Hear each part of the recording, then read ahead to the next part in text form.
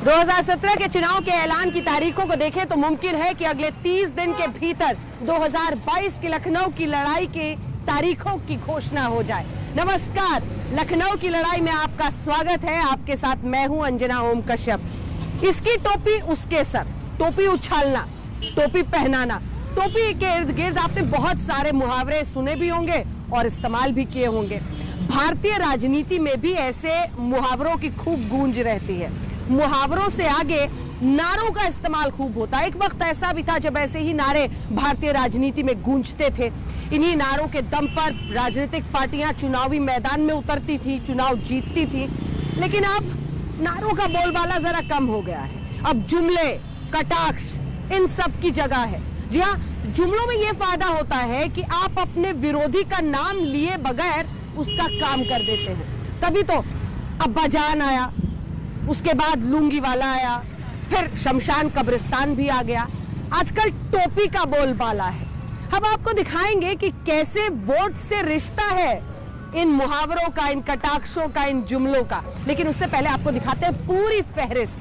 लाल टोपी वालों को लाल बत्ती से मतलब रहा है। पैदा करे खाई, समझ लेना वही है भाजपाई। ये लाल टोपी वालों को सत्ता चाहिए। हनुमान जी के रंग लाल है, सूरज का रंग लाल है। बहुत अच्छी बात है, उनको बहुत बहुत धन्यवाद। वो लाल टोपी का प्रचार कर रहे हैं। जो गरीबों का हक लूट लेने वाला प्रदेश बन गया था, विकास के कार्यों में डाका डालने वाला प्रदेश बन गया था, वह है लाल टोपी। जैसे कलकत्ते में हुआ था खतरा, अभी लाल टोपी का खतरा उनके लिए यूपी में जरूर है। प्रधानमंत्री जी चुनाव के वक्त में ऐसा ही दीदी करके आए, नतीजा हमने देखा। काली टोपी पहनने वाले प्रधानमंत्री का दिल दिमाग दोनों काला है। लाल टोपी वाले यूपी के लिए रेड अलर्ट है, रेड अलर्ट। कोरोना वायरस का सबसे संक्रामक रूप आ चुका है। बचाव सिर्फ वैक्सीन, वही वैक्सीन अब चुनाव प्रचार का हथियार बन जाती है। मेरठ में बूथ कार्यकर्ताओं के सम्मेलन में बीजेपी अध्यक्ष वैक्सीन का नाम लेते हैं। वायरस के खिलाफ नहीं, अखिलेश यादव के खिलाफ लाल टोपी का जिक्र करके। और हमारे यहाँ आपके नेता हैं, कहने लगे ये मोदी वैक्सीन है, ये बीजेपी की वैक्सीन है, इसको मत लगाना। आजकल मैं उनसे पूछता हूं, कैसा लगा मोदी टीका, कैसा लगा बीजेपी का टीका? जल्द ही तुम्हारी लाल टोपी केसरिया हो जाएगी, इसका भी आपने ध्यान रखना, यह भी होने वाला है। लाल टोपी पर चुनावी वार का बयान रूपी ये नया वेरिएंट है। इससे पहले शुरुआत गोरखपुर में हुई। चुनावी सभा का मंच, नीचे लाल कारपेट, सामने जनसमूह।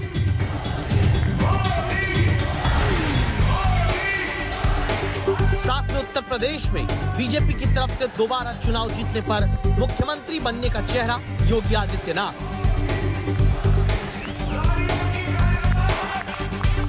मौका जनता को सैकड़ों करोड़ की योजनाओं की सौगात देने का।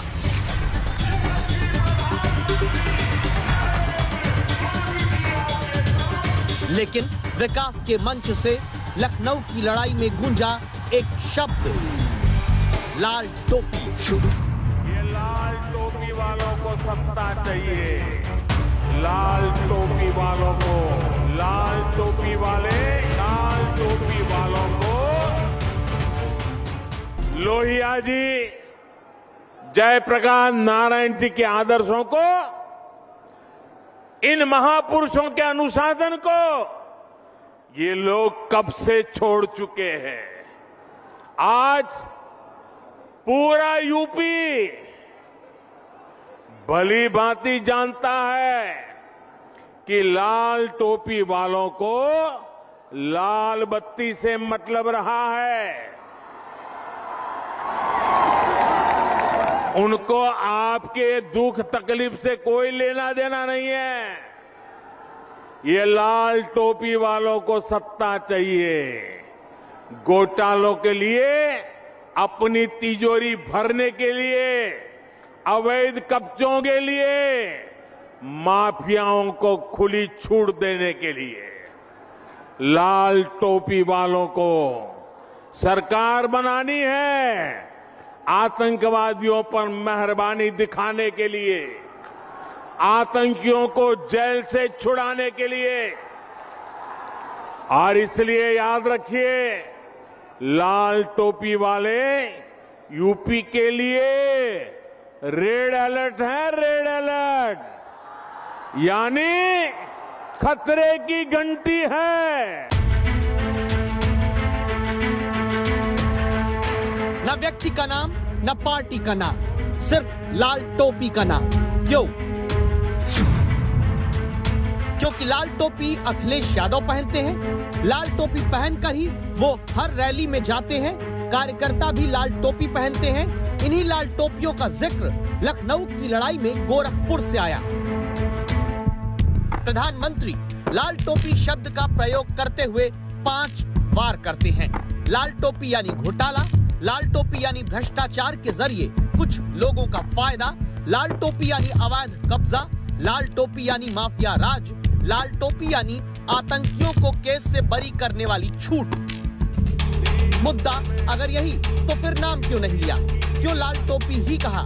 क्यों नहीं कहा अखिलेश राज में? क्यों नहीं बोले समाजवादी पार्टी के शासन में? इस वजह को समझते हुए लखनऊ की लड़ाई की कहानी आगे देखते हैं।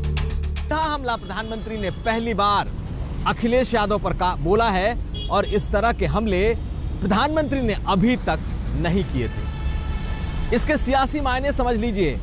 उत्तर प्रदेश चुनाव में अब महज कुछ महीनों का वक्त बचा है। 2-2.5 महीने के भीतर ये चुनाव होंगे और अब से ये पूरा का पूरा चुनाव बीजेपी और समाजवादी पार्टी के बीच सिमटाने की ये कोशिश है। इसे अखिलेश यादव वर्सेज नरेंद्र मोदी बनाने की ये पूरी कोशिश दिखाई दे रही है। और प्रधानमंत्री मोदी ने जिस तरीके से सीधा हमला बोला है, ये साफ हो गया कि अब चुनाव में अखिलेश यादव को पीएम मोदी कम से कम कोई इम्यूनिटी देने नहीं जा रहे हैं। बीजेपी पहले कह चुकी है 2024 में अगर नरेंद्र मोदी को दोबारा पीएम बनाना है तो 2022 में योगी आदित्यनाथ को मुख्यमंत्री बनाना होगा।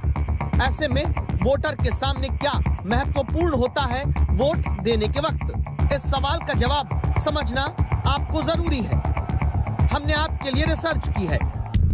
CSDS लोकनीति ने 2017 के चुनाव के बाद पोस्ट पोल सर्वे जो किया, उसमें पूछा चुनाव में वोट देने के दौरान पार्टी, कैंडिडेट, सीएम का चेहरा, बड़ा नेता कौन मायने रखता है? जवाब में 41% लोग कहते हैं पार्टी मैटर करती है। 20% लोग कहते हैं चीफ मिनिस्टर कैंडिडेट मायने रखता है। 10% लोगों ने वोट देने में पीएम मोदी के मायने को अहम बताया, जबकि 4% लोगों ने वोट देने के दौरान क्या मायने रखता है के जवाब में अखिलेश यादव का नाम लिया। यानी चुनाव में जब 2 महीने रह गए तो अब लाल टोपी का जिक्र करके प्रधानमंत्री समाजवादी पार्टी को सबसे पहले निशाने पर लाते हैं। फिर खुद अखिलेश यादव के मुकाबले जनता से वही रिस्पांस चाहते हैं जो 2017 में बीजेपी को मिल चुका है। लाल टोपी वालों को सरकार बनानी है, आतंकवादियों पर मेहरबानी दिखाने के लिए, आतंकियों को जेल से छुड़ाने के लिए। और इसलिए याद रखिए, लाल टोपी वाले यूपी के लिए रेड अलर्ट है, रेड अलर्ट। समाजवादी पार्टी ने तुरंत पहले लाल टोपी को खतरे की घंटी बताने का जवाब इनकलाबी टोपी का वीडियो जारी करके दिया। लाल टोपी का चुनावी जुमला वोटर पर क्या असर डालता है? लाल टोपी के बहाने किस वोटर को टारगेट करने की कोशिश है? लाल टोपी के नाम पर टारगेट से कितने वोटर प्रभावित होते हैं? नारों की जगह वार के लिए जुमलों का इस्तेमाल क्यों किया जाता है? इन सवालों को भी लखनऊ की लड़ाई में आज आप जानेंगे, क्योंकि समाजवादियों की लाल टोपी का नाम लेकर पहली बार यूं आक्रामक राजनीतिक वार हो रहा है। लाल टोपी क्या पहली बार समाजवादी पार्टी इस्तेमाल कर रही है? जवाब है नहीं।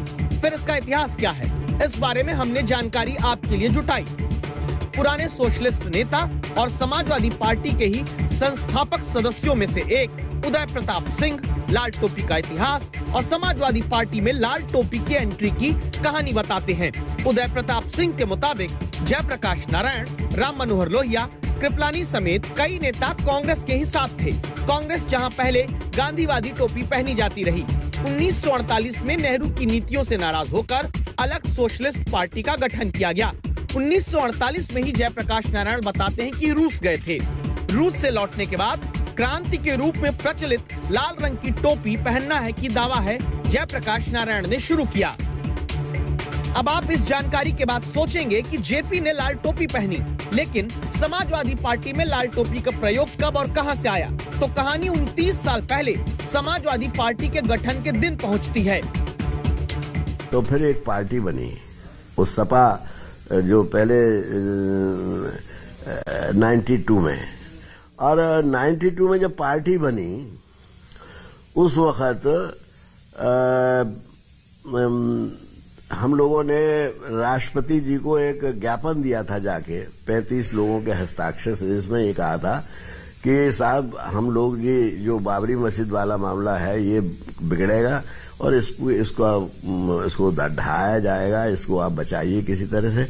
और उसके बाद फिर हमारे यहाँ आए थे हम लोग और हजरतगंज पार्क में समाजवादी पार्टी का पहला अधिवेशन हुआ था, उसमें बहुत से लोग लाल टोपी पहने। जेपी के बाद जो समाजवादी पार्टी के मुलायम सिंह जो नेता हुए, उन्होंने लाल टोपी का इस्तेमाल करने की प्रेरणा दी सबको। ये कहा कि इसका संबंध क्रांति से है, लाल रंग का संबंध क्रांति से है।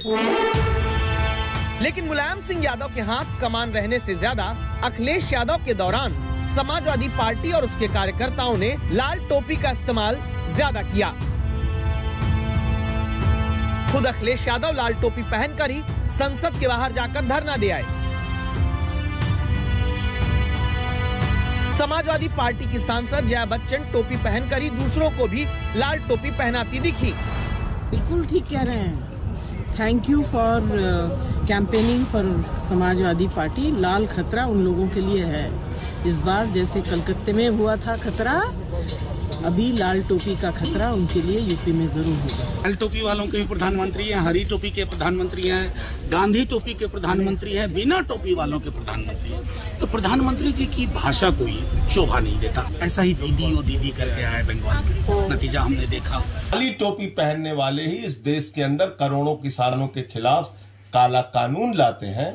तो काली टोपी, काला दिल, काले दिमाग और काले कानून से इस देश की जनता को सावधान रहना। सिर्फ टोपी वाले जुमले के नाम पर टक्कर लखनऊ की लड़ाई में नहीं चल रही। लाल टोपी से पहले अब्बाजान, लुंगी वाले, जालीदार टोपी वाले, शमशान, कब्रिस्तान वाले जैसे जुमलों का प्रयोग करके भी उत्तर प्रदेश के चुनाव में सीधे अखिलेश यादव और उनकी पार्टी के शासन पर कठोर प्रहार हुआ है। मिलना है राशन। क्या ये राशन 2017 के पहले भी मिलता था? क्योंकि तब तो अब्बा जान कहने वाले राशन हजम कर जाते थे। पहले कितने लुंगी छाप गुंडे घूमते थे, जालीदार गोली टोपी लगाए हुए, राइफल रिवॉल्वर बंदूक लिए हुए व्यापारियों को डराने और धमकाने का काम कौन करता था? पैसा तीर्थों के विकास के लिए नहीं, पर्व और त्योहारों के लिए नहीं, कब्रिस्तान की बाउंड्री के नाम पे लूट खसोट करने के लिए दिया जाता था। तो क्या आप जानना नहीं चाहेंगे कि अब्बाजान, शमशान, जालीदार टोपी से लेकर लाल टोपी तक की जंग में लखनऊ की लड़ाई कौन जीतेगा, कैसे जीतेगा? इसका हिसाब किताब देखने के लिए आपको बस थोड़ा सा इंतजार और करना है। प्रधानमंत्री नरेंद्र मोदी ने अपनी सभा में लाल टोपी वाला रेड अलर्ट क्यों बोला? वो अखिलेश यादव का नाम भी ले सकते थे, समाजवादी पार्टी पर सीधा हमला भी बोल सकते थे। योगी आदित्यनाथ, मुख्यमंत्री अब्बाजान क्यों कह रहे हैं? क्या वार करने का और तरीका नहीं हो सकता? क्या सीधे तुष्टीकरण का आरोप नहीं लगाया जा सकता है? क्या सीधे समाजवादी पार्टी पर हमला नहीं बोला जा सकता है नाम लेकर? तो क्या टोपी वाले, शमशान, कब्रिस्तान, अब्बाजान, ये सब बोलने से वोटों में फायदा होता है? आइए जरा समझते हैं मिलकर कि आखिर इन शब्दों का, इन जुमलों का, इन कटाक्षों का वोटों से क्या रिश्ता है और खास तरह के शब्द चुने क्यों जाते हैं?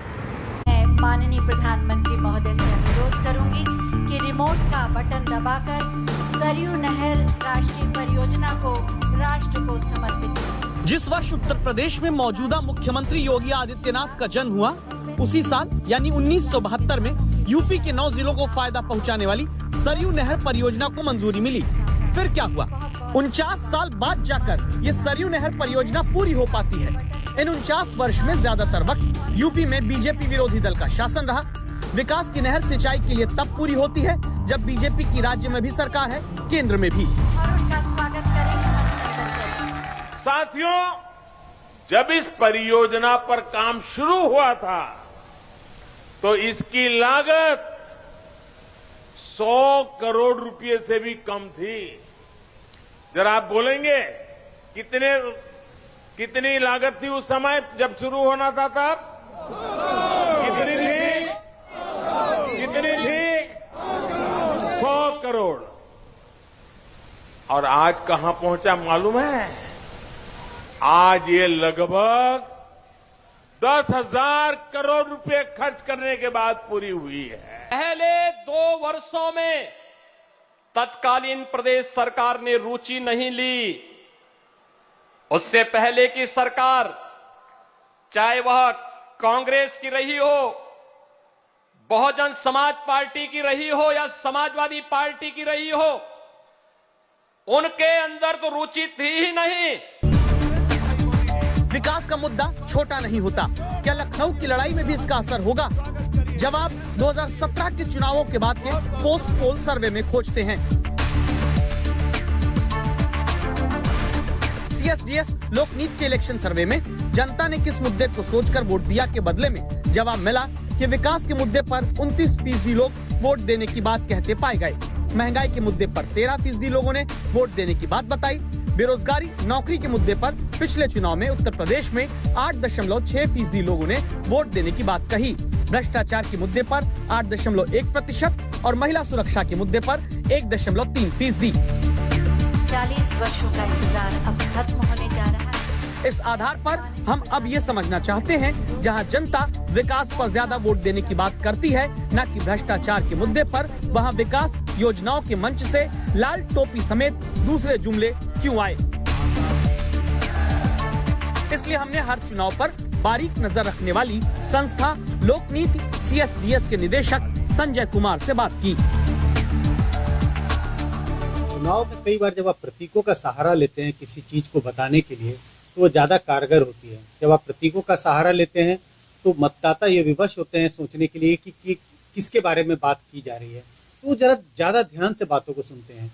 इसी के लिए कई बार ऐसा होता है कि पार्टियों का सीधा नाम न लें, नेताओं का सीधा नाम न लें, लेकिन कुछ ऐसे सूचक चिन्हों से संकेत दें जिससे वोटर उसमें ज्यादा थोड़ा दिलचस्पी लेता है और बहुत ध्यान से सुनता है।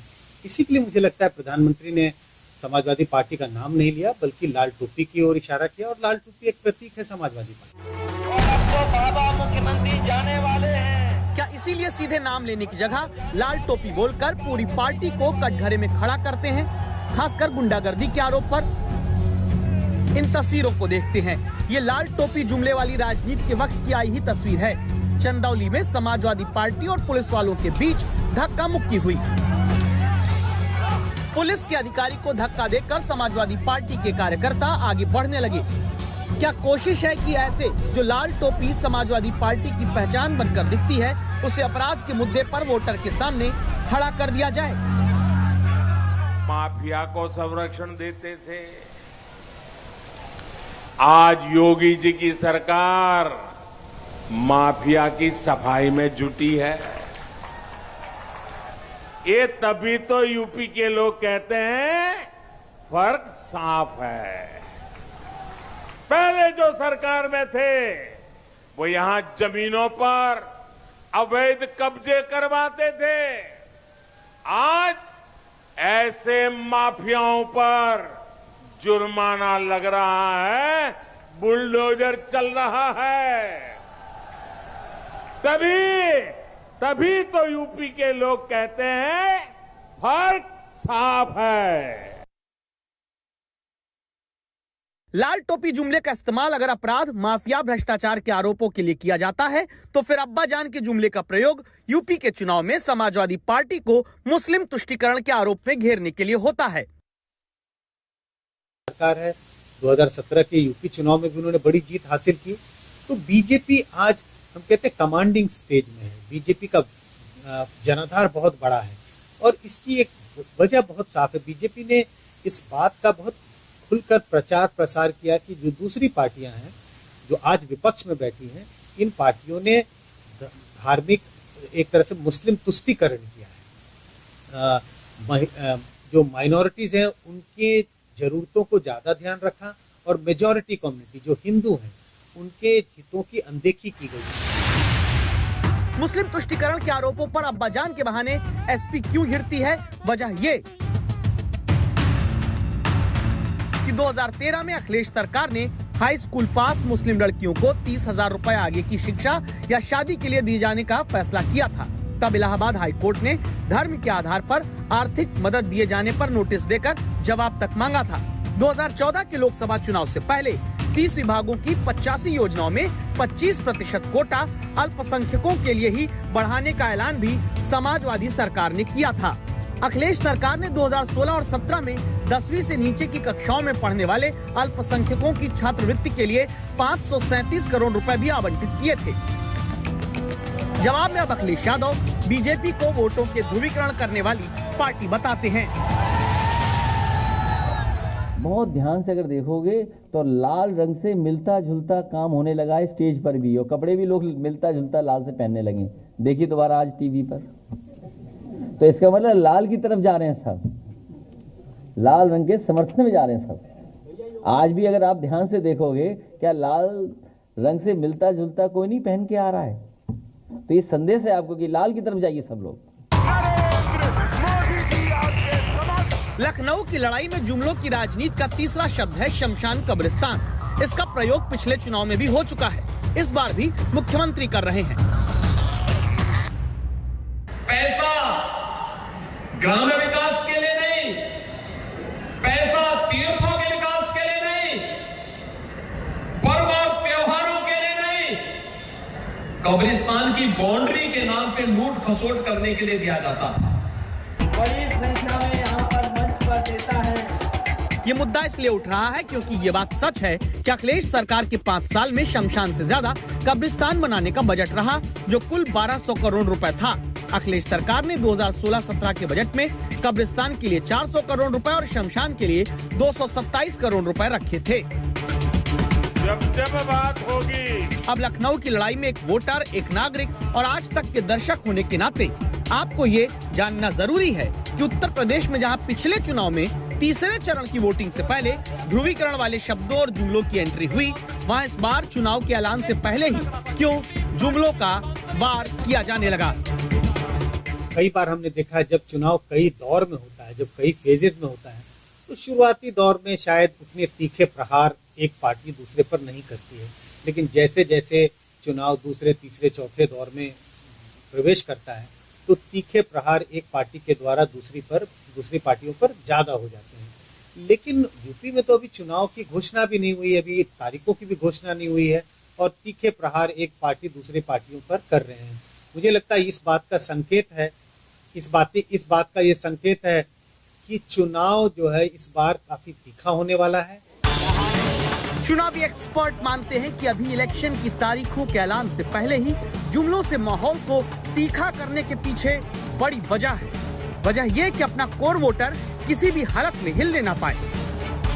वोटर और उत्साहित होकर उन्हीं जुमलों के साथ चर्चा करे, फायदा सीधे वोट के रूप में पार्टियों को हो। लखनऊ की लड़ाई में प्रधानमंत्री नरेंद्र मोदी ने लाल टोपी पर वार करके यूपी के चुनावों को गरमा दिया है। लाल टोपी को उन्होंने खतरे का अलर्ट बता दिया। अब अखिलेश यादव भी इसे भुनाने में जुट गए हैं। जी हां, प्रधानमंत्री ने समाजवादी पार्टी पर हमला किया, अब अखिलेश यादव इसी जुमले के इस्तेमाल को अपने पक्ष में करने में जुट गए हैं। लेकिन सवाल ये उठता है कि प्रधानमंत्री नरेंद्र मोदी ने लाल टोपी को रेड अलर्ट बताकर इसे अपना सियासी हथियार क्यों बनाया है, जबकि योगी आदित्यनाथ ने 4 साल पहले समाजवादी पार्टी के सफाए का जो ऐलान किया था वो उल्टा पड़ गया। तो अब्बा जान आ चुके हैं, चिलम जीवी, आखिर और कितने कटाक्ष अभी आने बाकी हैं? तो इस बार बदलाव होना निश्चित है। उत्तर प्रदेश में बदलाव को कोई रोक नहीं सकता। लोग बदलाव चाहते हैं। यहाँ का किसान भारतीय जनता पार्टी का सफाया चाहता। मऊ में खदेड़े का नारा दिया गया था।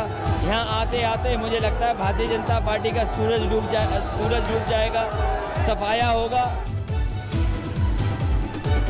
हो सकता है उत्तर प्रदेश की जनता 400 सीटें भी जिता। तो अखिलेश यादव दावा करते हैं कि उत्तर प्रदेश में इस बार बदलाव होगा, बीजेपी का सफाया होगा और तो और वो 400 सीट जीतेंगे। लेकिन सवाल यह है कि क्या अखिलेश के इस आत्मविश्वास की वजह क्या उनकी सभाओं में आने वाली भीड़ तो नहीं है?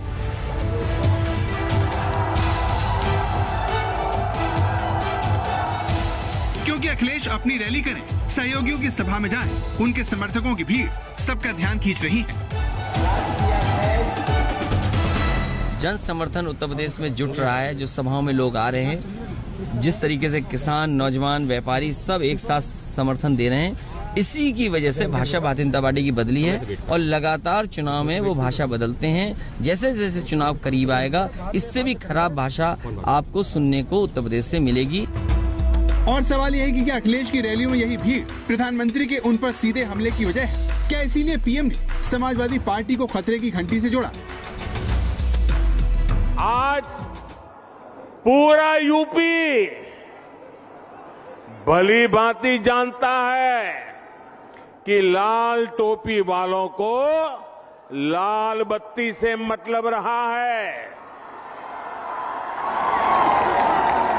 उनको आपके दुख तकलीफ से कोई लेना देना नहीं है।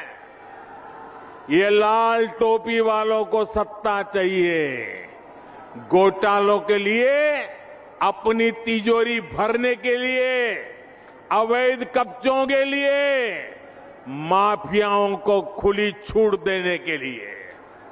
लाल टोपी वालों को सरकार बनानी है, आतंकवादियों पर मेहरबानी दिखाने के लिए, आतंकियों को जेल से छुड़ाने के लिए। और इसलिए याद रखिए, लाल टोपी वाले यूपी के लिए रेड अलर्ट है, रेड अलर्ट, यानी खतरे की घंटी है। तो सवाल यह है कि लखनऊ की इस लड़ाई में कौन किसके लिए खतरे की घंटी है और क्या इसीलिए लाल टोपी का जिक्र बार बार हो रहा है? ये भारतीय जनता पार्टी से पूछे कि आप चुनाव में इतनी भाषा गलत क्यों बोलते हो? आपको असली मुद्दों पे चुनाव लड़ना चाहिए। किसान की आय दोगुनी हुई कि नहीं हुई, महंगाई कब कम होगी, एम्बुलेंस जिसपे लाल रंग लगता है, सिंबल है, वो कब ज्यादा चलाओगे, फायर ब्रिगेड जो चाहिए जरूरत है उसकी कब बढ़ाओगे? तो ये तो फायर ब्रिगेड से भी चिढ़ने लगेंगे। इसके अंदर अराजकता थी, जो दंगा प्रदेश बन गया था, जो पलायन करने वाला प्रदेश बन गया था, जो अपराधियों को सरकार के माध्यम से संरक्षण देने वाला प्रदेश बन गया था, जो गरीबों का हक लूट लेने वाला प्रदेश बन गया था, विकास के कार्यों में डाका डालने वाला प्रदेश बन गया था, वह है लाल टोपी। और लाल टोपी के खतरे से माननीय प्रधानमंत्री जी ने संकेत किया है प्रदेश को, प्रदेश वैसे भी सतर्क है। लखनऊ की इस लड़ाई में जानकारों को बीजेपी की तरफ से लाल टोपी का जिक्र उठाना हैरान कर रहा है। इसलिए याद रखिए, लाल टोपी वाले यूपी के लिए रेड अलर्ट है, रेड अलर्ट, क्योंकि लाल टोपी का सफाया करने की योगी की भविष्यवाणी उत्तर प्रदेश में पहले उल्टी पड़ चुकी है। इसी उत्तर प्रदेश में पिछली बार जब मुख्यमंत्री योगी ने लाल टोपी पर निशाना साधा था, तब बीजेपी को नुकसान ही हुआ था। आदरणीय प्रधानमंत्री जी ने इस बात को कहा, जब सूर्योदय होता है तो सूर्य का जो रंग होता है वो केसरिया होता है, और जब अस्त होता है तो लाल होता है। वामपंथ का गढ़ ध्वस्त हुआ। आपने देखा होगा समाजवादी पार्टी की टोपी भी लाल है, तो उसका भी अस्त आने का समय आ गया है, जो केशव जी ने कहा है। ऐसा अस्त कर दीजिए योगी आदित्यनाथ ने ये बयान साल 2018 में दिया था। मौका था उत्तर प्रदेश के फूलपुर और गोरखपुर संसदीय सीट का उपचुनाव। अपनी पार्टी के उम्मीदवारों के लिए पीएम मोदी और योगी ताबड़तोड़ रैलियां कर रहे थे। ऐसी एक रैली का आयोजन कौशलेंद्र सिंह पटेल के समर्थन में फूलपुर के नवाबगंज में हुआ, जहां पर योगी आदित्यनाथ ने कहा कि जिस तरह से त्रिपुरा में लेफ्ट का लाल रंग खत्म हुआ, उसी तरह से यूपी में समाजवादी पार्टी की लाल टोपी भी खत्म करनी है। 2017 की प्रचंड जीत के बाद योगी आदित्यनाथ के हौसले बुलंद थे। त्रिपुरा विधानसभा चुनाव को जीतकर बीजेपी का आत्मविश्वास 7वें आसमान पर था। ऐसे में जब योगी आदित्यनाथ और केशव प्रसाद मौर्य के सीट खाली करने से हो रहे इन उपचुनावों में बीजेपी को जीत का पूरा भरोसा था। 2018 के इस उपचुनाव में भाजपा ने गोरखपुर से उपेंद्र शुक्ला और फूलपुर से कौशलेंद्र सिंह पटेल को मैदान में उतारा।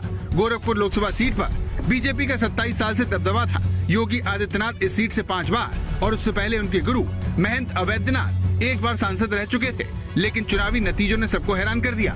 बीजेपी दोनों ही सीटें नहीं बचा सकी। इस उपचुनाव के बाद अखिलेश यादव ने ये कहते हुए योगी आदित्यनाथ पर चुटकी ली कि यूपी से वो लाल टोपी कभी नहीं हटा पाएंगे। इसके बाद मुलायम सिंह यादव अपने दोनों नए सांसदों को लाल टोपी पहनाकर लोकसभा ले गए। सदन में लाल टोपी पहनकर पहुंचे मुलायम सिंह यादव भी शायद यही बताने की कोशिश कर रहे थे कि लाल टोपी के वजूद को मिटाना इतना आसान नहीं है, और शायद इसीलिए इस बार भी टोपी विवाद से समाजवादी पार्टी बैकफुट पर नहीं है। उत्तर प्रदेश की जनता बदलाव चाहती है, और जिस तरीके से सांसद विधायक गांव में नहीं घुस पा रहे हैं, कई सांसद कूटे गए हैं गांव में, और जिस तरीके से इस समय जो माहौल है महंगाई को लेकर के, हो सकता है उत्तर प्रदेश की जनता 400 सीटें भी जिता दे। अब सवाल यह है कि जब बीजेपी का दांव पहले बेकार जा चुका है, तो फिर पीएम ने लाल टोपी का जिक्र क्यों किया? इसकी वजह समझने के लिए आपको उत्तर प्रदेश की विधानसभा में योगी आदित्यनाथ के इस बयान को सुनना पड़ेगा। एक नई परिपाटी बन गई है, और महोदय मैं तो आपसे भी इस बात की अनुरोध करूंगा, इस बात की अपील करूंगा कि कभी हमारी इस विधायिका को लोग ऐसा ना मान ले कि ये कोई ड्रामा कंपनी है, कोई लाल टोपी, कोई नीली टोपी, कोई पीली टोपी, कोई हरा टोपी पहन करके आकर के एक नई परिपाटी शुरू हो गई है। ऐसा तो कभी नहीं होता था, ड्रामा पार्टी में हम लोग देखते थे, लेकिन यहां पे एक नई परिपाटी शुरू हो जाती है। पता नहीं ये लोग घर में पहनते हैं कि नहीं पहनते हैं। योगी आदित्यनाथ ने यह तंज सदन में समाजवादी पार्टी के नेता राम गोविंद चौधरी की लाल टोपी पर किया, लेकिन इसके आगे योगी ने जो वाकया सुनाया उससे साफ हो गया कि वो लाल टोपी को लेकर क्या बात जनता को समझाना चाहते हैं। तो मैं एक कार्यक्रम में गया था, तो अन्नप्राशन के लिए छोटा सा 6 महीने का बच्चा था, उसको अन्नप्राशन के लिए मैंने उठाया। तब तक जिस महिला का वो बच्चा था उसके साथ एक लगभग 2.5-3 साल का एक बच्चा और था। अच्छा, मैं इधर उसको अन्नप्राशन करा रहा था, तब तक वहां पे एक पार्टी के कुछ लोग विरोध करने के लिए आ गए। उन्होंने टोपी पहनी हुई थी। वो बच्चा 2.5 साल का बच्चा क्या कहता है, मम्मी मम्मी देखो वो गुंडा गुंडा। अब आप देखिए कि एक 2-2.5 साल का बच्चा के मन में टोपी पहन करके आने वाले व्यक्ति के बारे में क्या धारणा है। वो अपनी मां से चिपक करके कहता है कि मम्मी मम्मी देखो गुंडा गुंडा। यानी ये धारणा सामान्य रूप से बन चुकी है, और इसीलिए मैं अपील करूंगा नेता प्रतिपक्ष, आप पगड़ी पहन करके आते तो अच्छा लगता, गांव का साफा पहन करके आते तो मैं उसका अभिनंदन करता। योगी के इस बयान का जवाब अखिलेश ने अपने ट्विटर हैंडल पर लाल टोपी पहने तस्वीर लगाकर दिया, लेकिन राजनीतिक जानकारों को लगता है कि लखनऊ की लड़ाई में बीजेपी के शीर्ष नेतृत्व का लाल टोपी का जिक्र करना उसकी एक रणनीति का हिस्सा है, जो वोट के खेल में उसका फायदा करवा सकती है। लेकिन सवाल है कैसे? हिमांशु मिश्रा, दिल्ली, आज तक। राजनीति में विचार बहुत अहम है।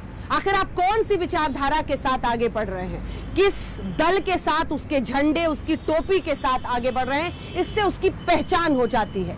गांधी टोपी आजादी के पहले साम्राज्यवादी ताकतों के खिलाफ इंडिया के गुस्से की पहचान बनी। वो बाद में कांग्रेस पार्टी के पास चली गई। जेपी हो या फिर आरएसएस, सबने अपने अपने तरीके से टोपी का इस्तेमाल किया अपनी विचारधारा को आगे ले जाने में।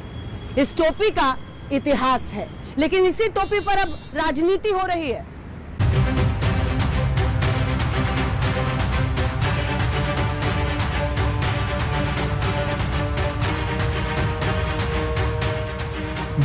राजनीति में टोपियों का विशेष महत्व है।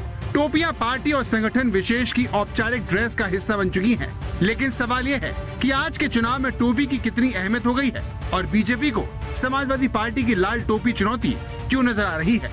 इन सवालों का जवाब जानने से पहले टोपी का संक्षिप्त इतिहास भी जान लीजिए।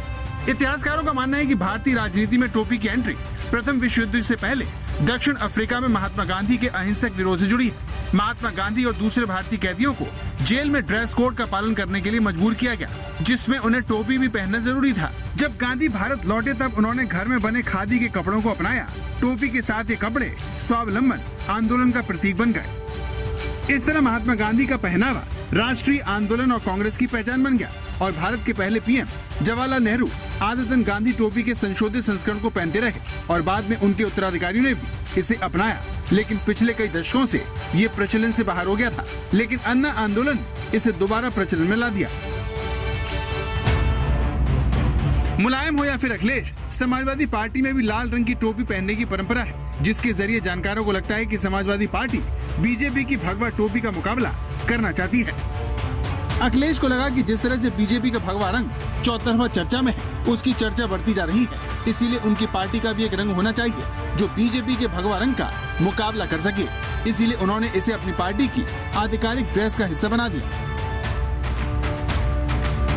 लेकिन बीजेपी इस लाल टोपी को अखिलेश के राज में हुई कथित गुंडागर्दी का प्रतीक बनाना चाहती है। इसीलिए पीएम से लेकर योगी तक जनता को अखिलेश सरकार के दौर की याद दिलाने में लग जाते हैं। ये लाल टोपी वालों को सत्ता चाहिए, घोटालों के लिए, अपनी तिजोरी भरने के लिए, अवैध कब्जों के लिए, माफियाओं को खुली छूट देने के लिए। लेकिन अखिलेश इस आरोप को खारिज करते हैं और लाल टोपी पर उठ रहे सवालों को बीजेपी की खींच बता देते हैं। बहुत ध्यान से अगर देखोगे तो लाल रंग से मिलता जुलता काम होने लगा है स्टेज पर भी, और कपड़े भी लोग मिलता जुलता लाल से पहनने लगे। देखिए दोबारा आज टीवी पर, तो इसका मतलब लाल की तरफ जा रहे हैं सब, लाल रंग के समर्थन में जा रहे हैं सब। आज भी अगर आप ध्यान से देखोगे, क्या लाल रंग से मिलता जुलता कोई नहीं पहन के आ रहा है? तो ये संदेश है आपको कि लाल की तरफ जाइए सब लोग। आजकल मैं उनसे पूछता हूं, कैसा लगा मोदी टीका, कैसा लगा बीजेपी का टीका?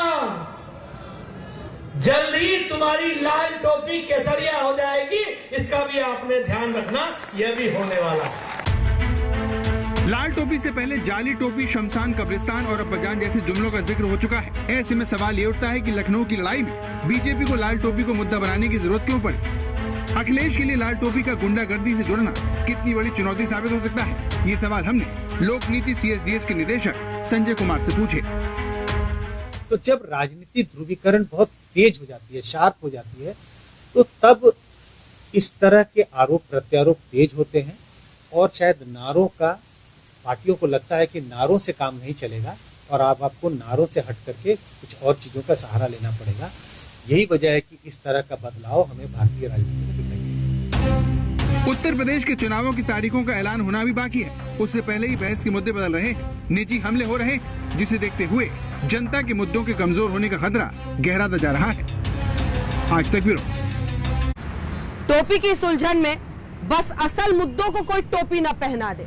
जी हाँ, आम आदमी का मुद्दा रोटी है, टोपी नहीं। हमारी इस विशेष पेशकश लखनऊ की लड़ाई में इतना ही। देश दुनिया की बाकी खबरों के लिए आप देखते रहिए